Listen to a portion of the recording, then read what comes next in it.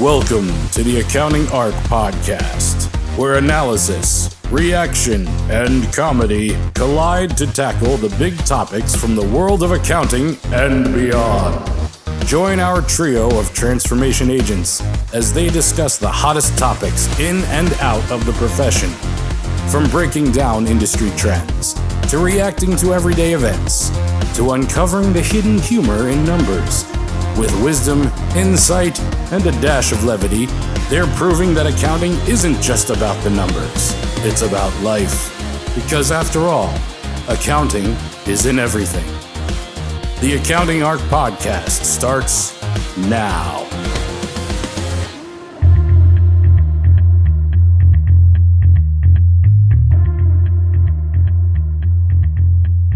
Everyone, welcome back to another episode of Accounting Arc. We are here.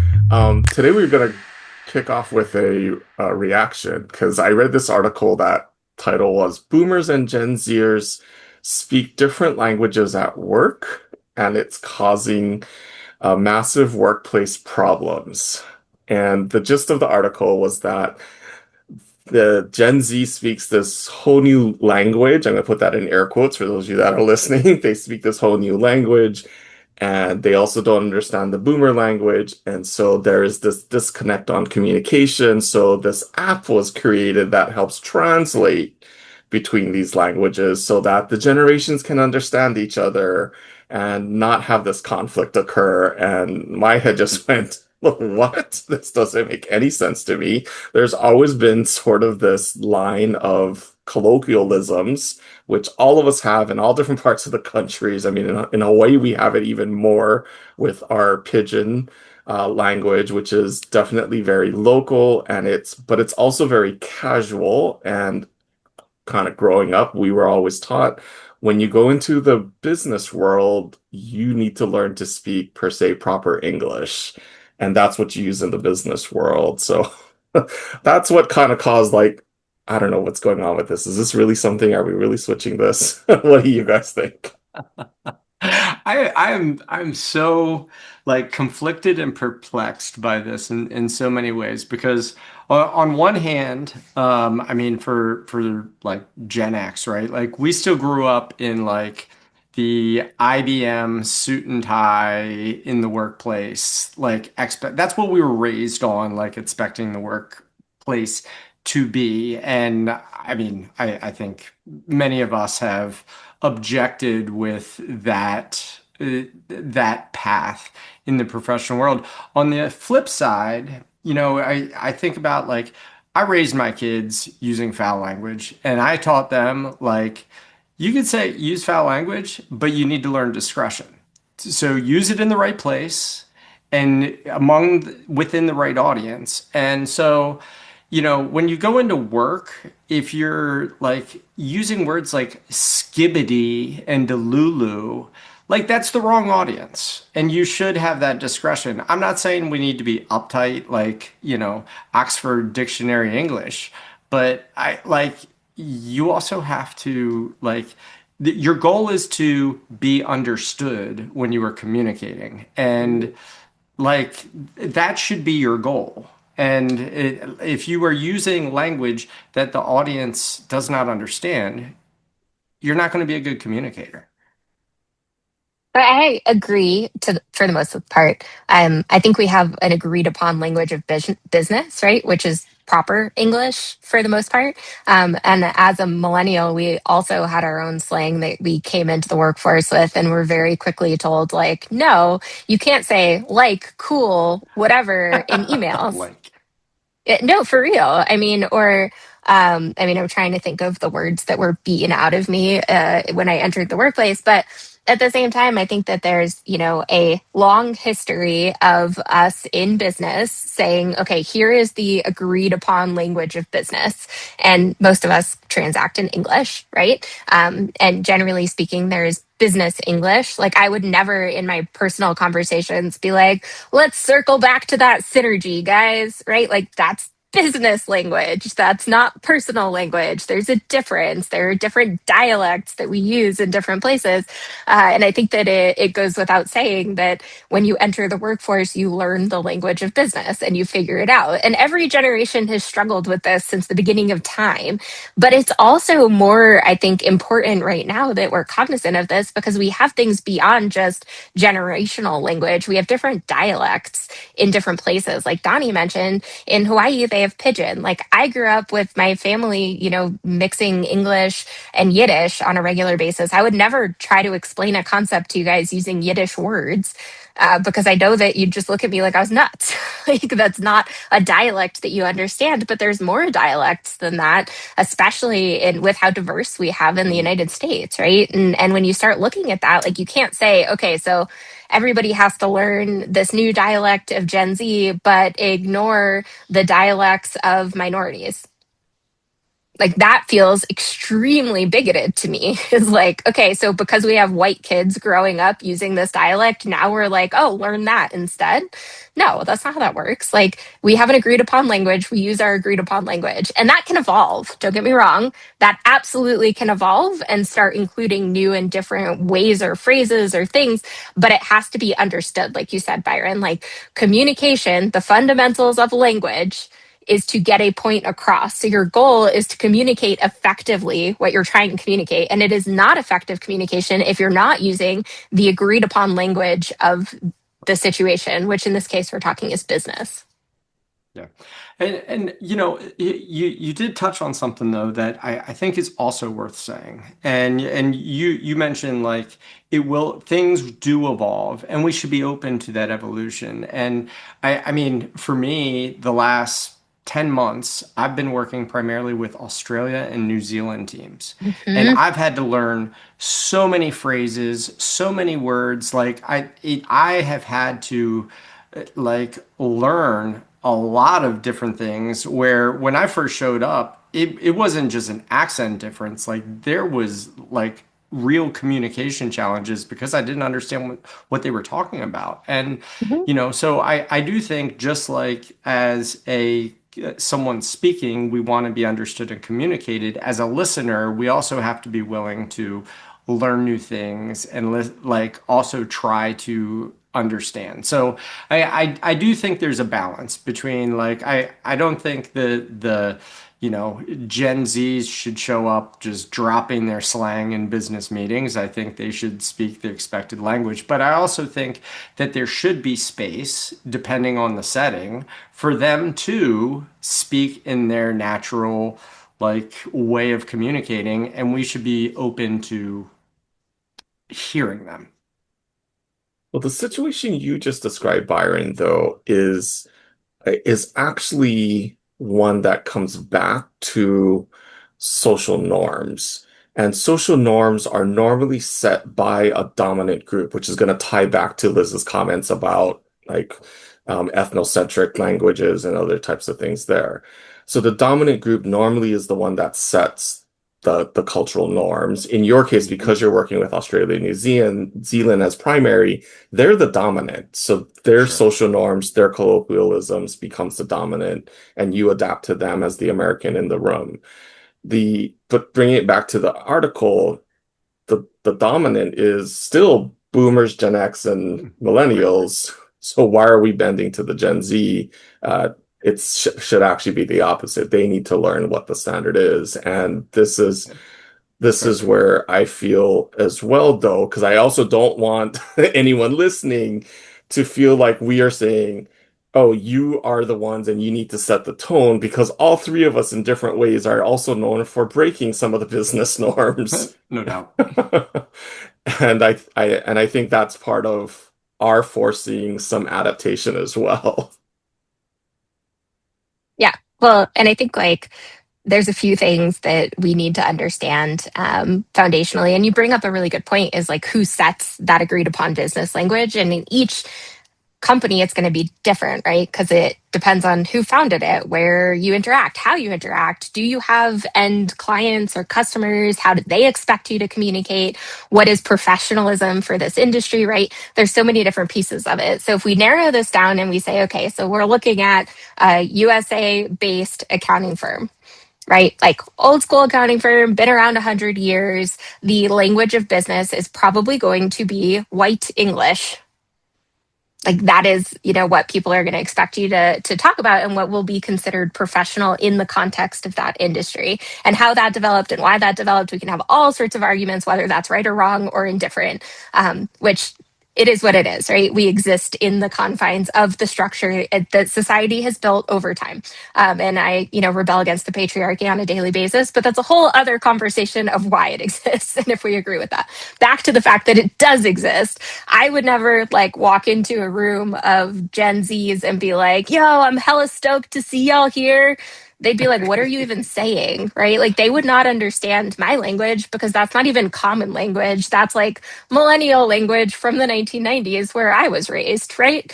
And I think that, it's to understand there are words that have been adopted into accepted professional speak, and there are words that have never been adopted into professional speak. And, some of those are profanity and what we all agree are profane words. I use those words in my regular day. They have a lot of meaning. It gets a point across in a meaningful way. I would never walk into a business meeting and say that. But if I see Byron on the street, I might say, some millennial words that he'd actually understand, right?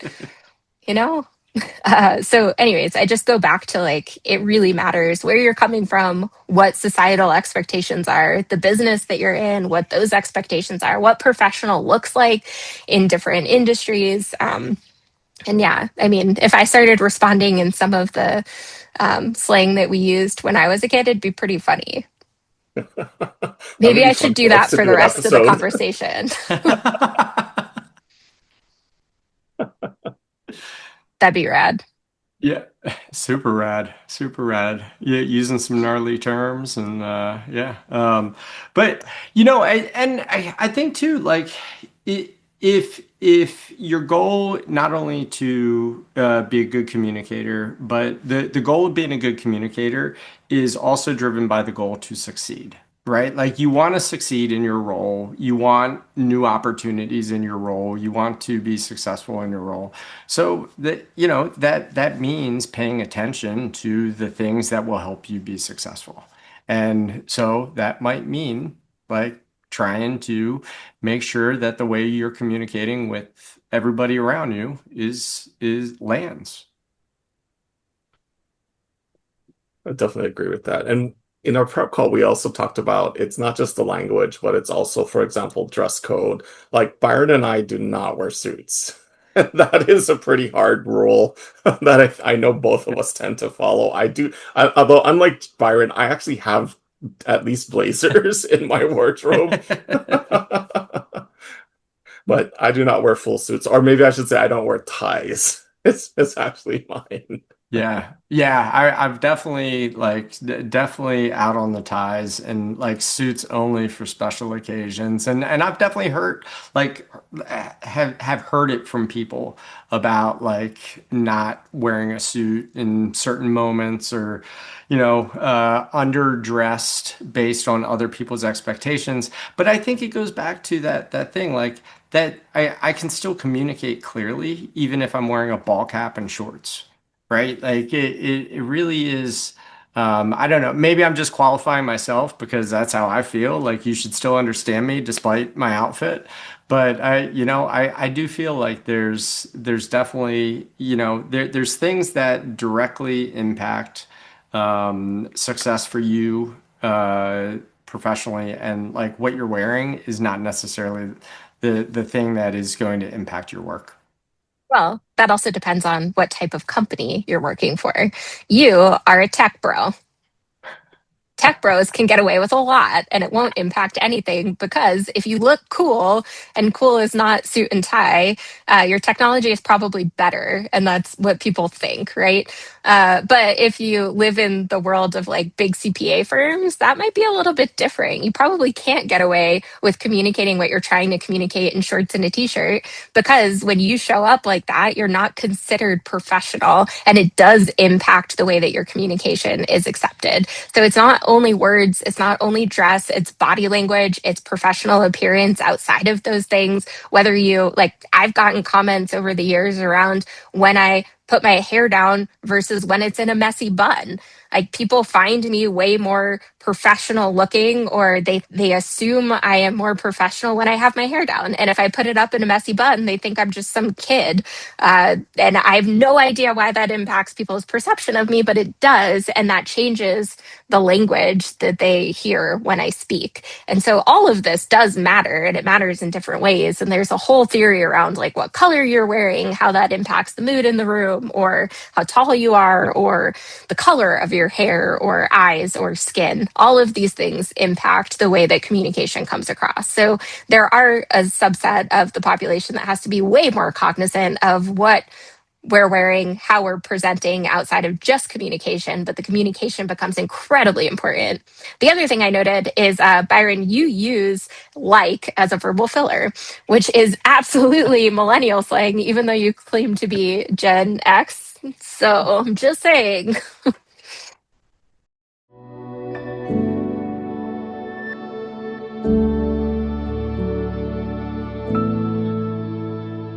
I think in accounting that we too often forget that we have to put our own mask on first, like in an airplane, right? Put our own mask on first before we help others.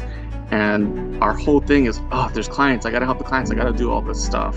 And we're giving so much of ourselves that we're not taking that time to take care of ourselves. It's part of the reason why at the center we created this whole personal resilience program, which is really, you need, for you to be that strong rock and foundation for the clients, you need to be solid yourself first. So it really is a matter of taking care of ourselves, and then we can take care of others. In fact, we can take care of more others the stronger that we are as a foundation. And that's also why a lot of what we do is based in teams, because then even if you're faltering, some of the teammates can jump in to cover or to allow you the time to rest so that you can rest, but we're still holding everybody up. So that's why I think working together in a team is so important, as well as taking care of yourself.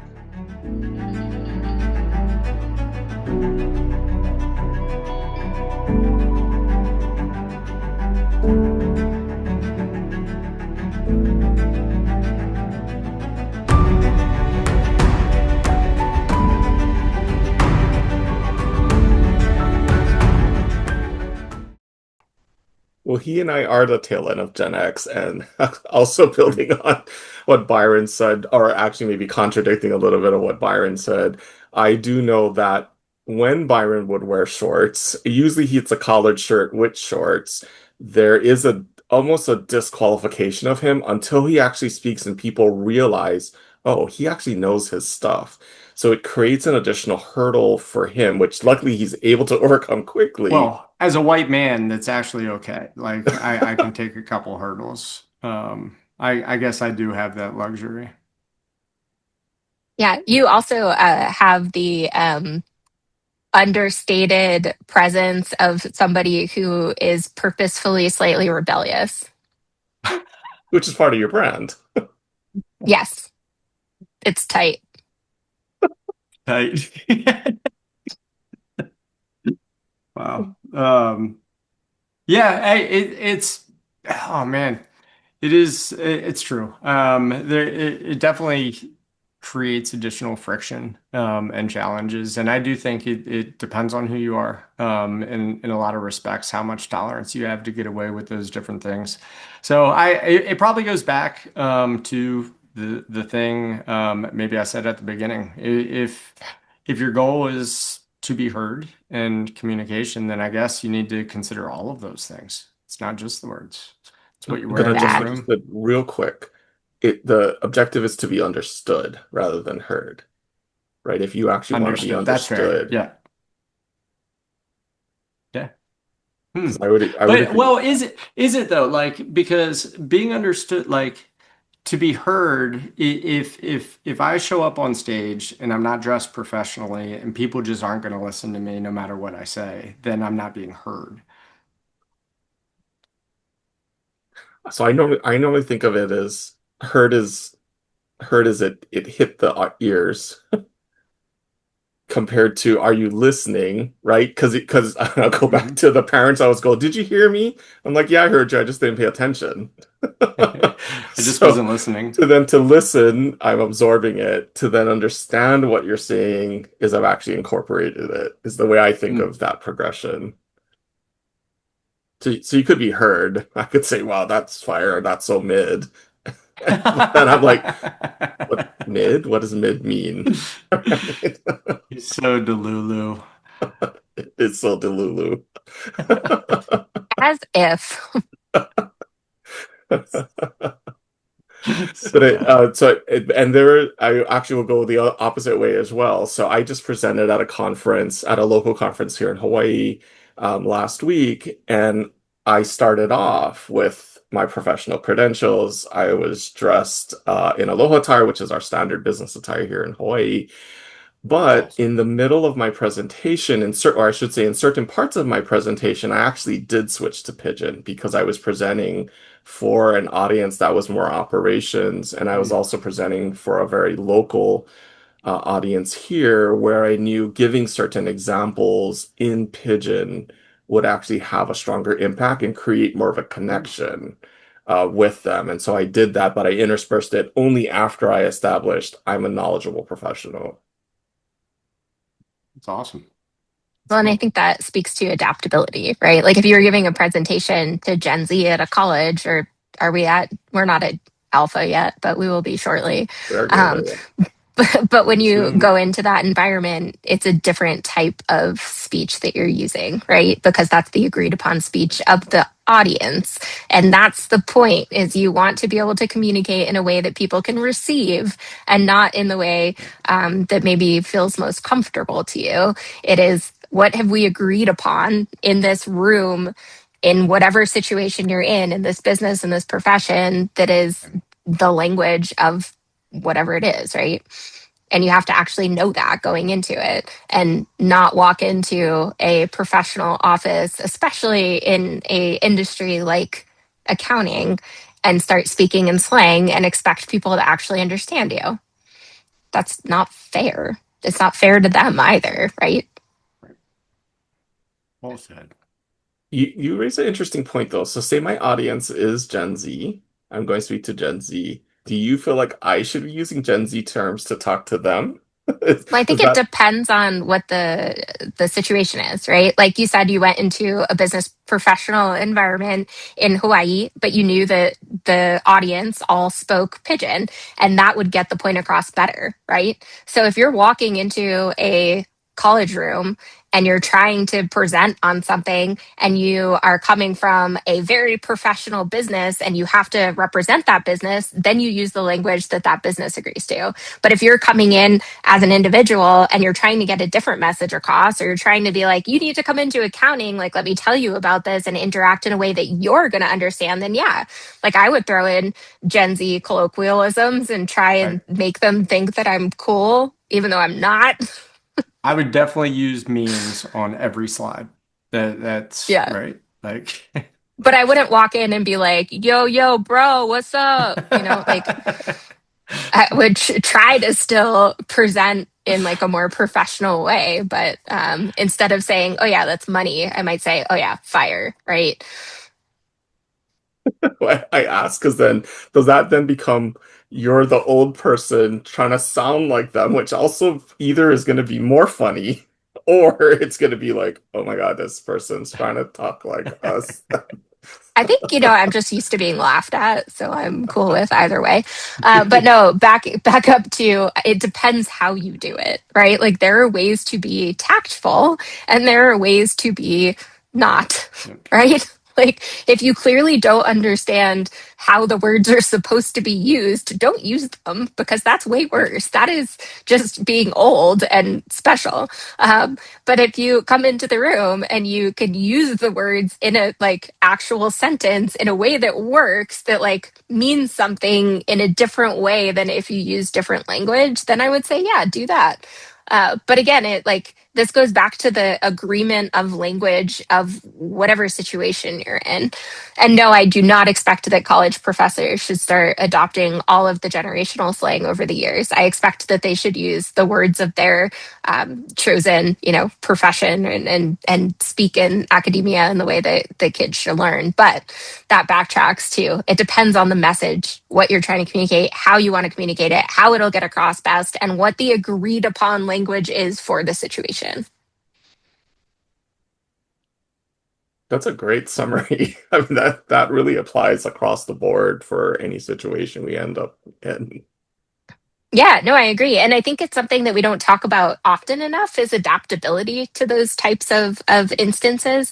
And I feel, all of us are speakers, right? So we speak on stage, we go to different conferences, and we all know kind of innately what the audience is like in different places. Like, we will speak differently at AICPA conferences than we will at some of the smaller conferences that are held by like tech companies or whatnot. And I think that we adapt our language to the audience innately and naturally, whereas people that are just getting into speaking might not understand that. They might not understand, Byron knows that he can show up in shorts, and because he can open his mouth and sound so freaking intelligent that people pay attention to him, he doesn't care about getting over that hurdle, right? But I know that I can't do that. So I'm going to show up in pants, probably, right?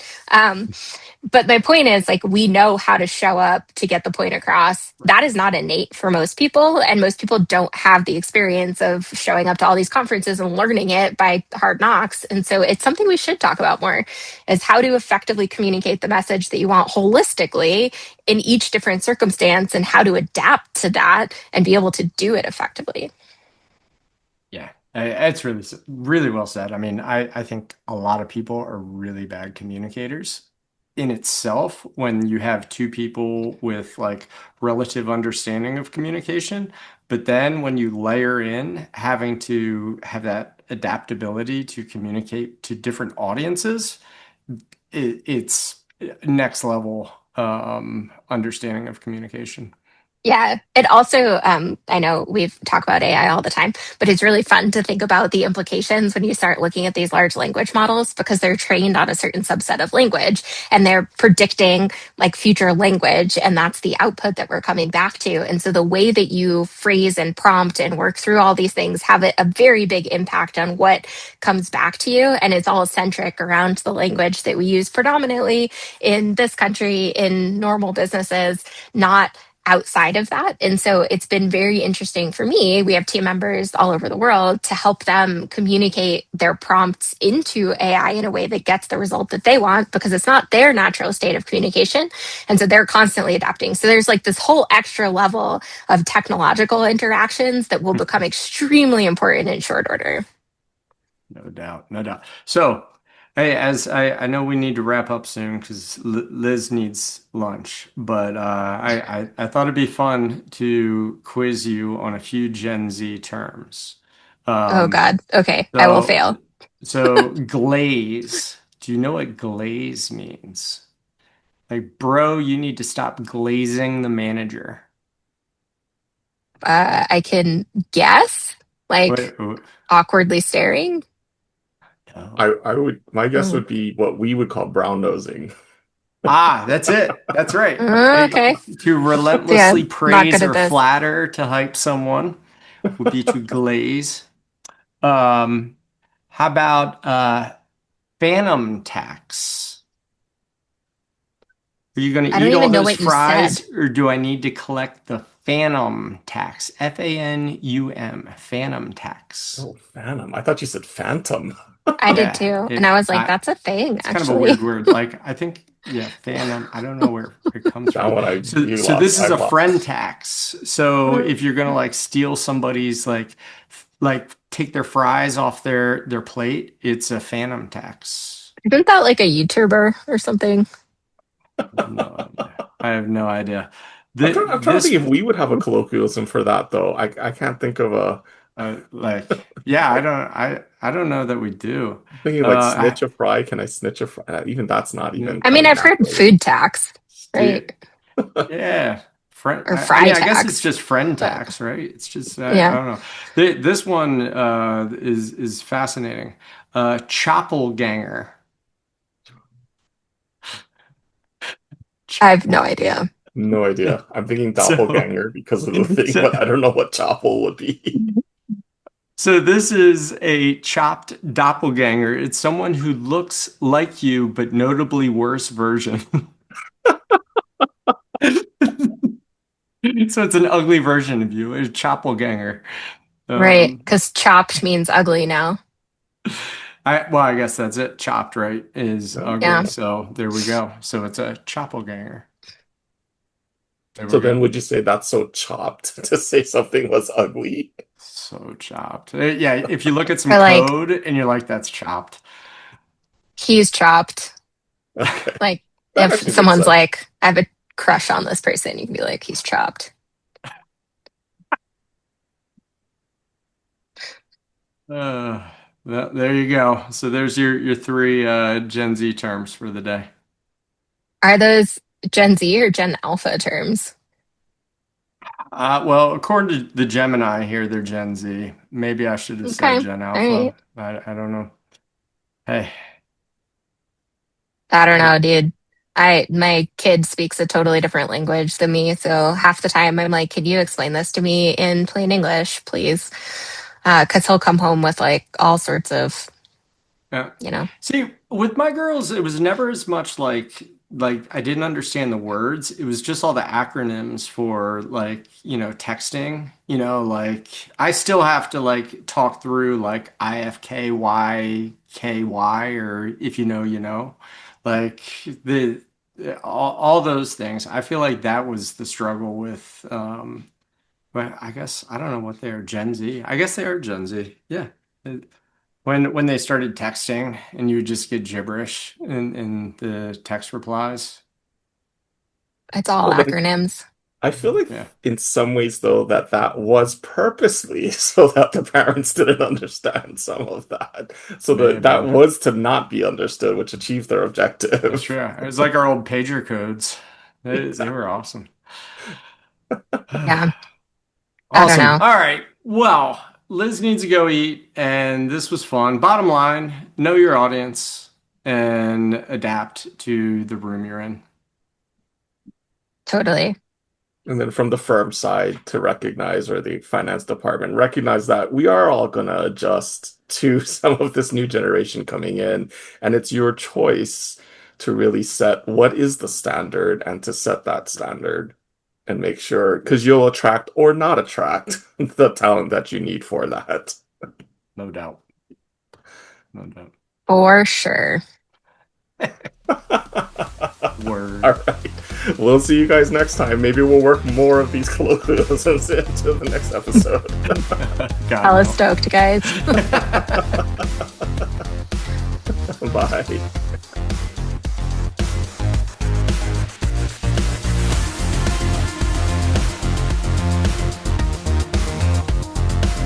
The Center for Accounting Transformation provides business professionals with a network for utilizing innovations that are ready for adoption, the training and resources necessary to apply those innovations, and an opportunity to engage the talent and community needed to further the pursuit of innovative accounting practices that drive responsible and mindful business performance. Find out more at our website, www.improvetheworld.net. And if you're interested in sharing your own transformation stories, please contact us there.